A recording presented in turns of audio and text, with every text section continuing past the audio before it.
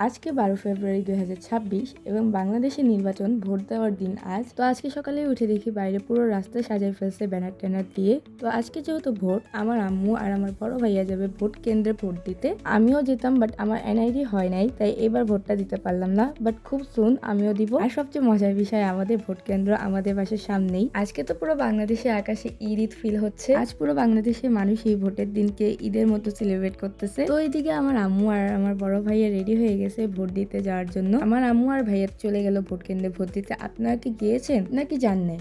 যদি আপনি না গিয়ে থাকেন তাহলে দেরি না করে এখনই চলে যান আপনাদের নিজ নিজ ভোট কেন্দ্রে এবং আপনাদের মূল্যবান ভোটটি দিয়ে আসুন। আজকে তো রাস্তাঘাটে পুরো একদম ঈদ ঈদ একটা ফিল পাচ্ছি। তো চলুন জেনে নিই কেন ভোট দেওয়া প্রয়োজন। ভোট দেওয়া শুধু একটা অধিকার না, এটা একটা দায়িত্ব। আজ বাংলাদেশে নির্বাচন। আমরা অনেক সময় ভাবি আমার একটা ভোটে কি বা হবে, কিন্তু সত্য হলো হাজার হাজার একটা ভোট মিলেই সরকার গড়ে। ভোট মানে নিজের ফিউচার ঠিক করা, ভোট মানে নিজের এলাকার উন্নয়ন বেছে নেওয়া, ভোট মানে কণ্ঠস্বর ব্যবহার করা। যদি আমরা ভোট না দিই তাহলে সিদ্ধান্ত অন্যরা নিয়ে নিবে, আর যদি আমরা সচেতন ভাবে ভোট দিই তাহলে আমরা নিজেরাই ফিউচার গড়ে তুলতে পারি। তাই দায়িত্বশীল নাগরিক হন, সচেতন থাকুন, নিজ নিজ ভোট কেন্দ্রে যেয়ে নিজের মূল্যবান ভোটটি নিজে দিন। নির্বাচন মানে শুধু রাজনীতি না, এটা আমাদের শিক্ষা, চাকরি, নিরাপত্তা এবং ভবিষ্যতের প্রশ্ন। আপনার ভোট আপনার শক্তি, এই শক্তিটা ব্যবহার করবেন না অন্যকে দিয়ে দিবেন, সিদ্ধান্ত আপনার। আর এদিকে আমার আম্মু ভোট দিয়ে চলেও এসেছে।